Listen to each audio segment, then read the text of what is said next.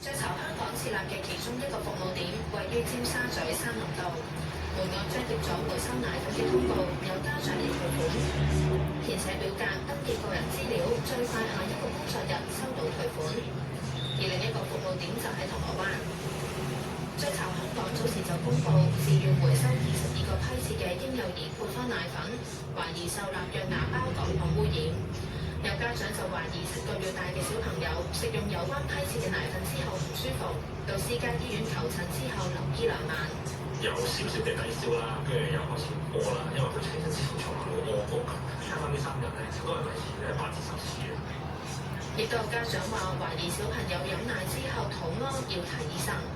佢平時咧肚屙嘅時間咧，都真係可能係飲完奶凌晨可能係2、3點嗰啲時間啊，或者朝頭早飲完，跟住之後咧佢就會肚屙一次，咁後尾就再停咗奶粉，佢就真係冇再屙啦。有兒科醫生就話納藥芽孢桿菌中嘅芽孢會引發腸胃炎，但比較少喺嬰幼兒身上發生。間有因為呢隻菌引致到小朋友，尤其是大批嘅小朋友有急性嘅腸胃炎咧，係極之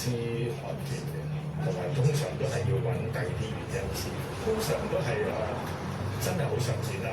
冬天有冬天嘅腸胃炎嘅細菌或者病毒，尤其是小朋友咧食咗染污嘅食物啦，或者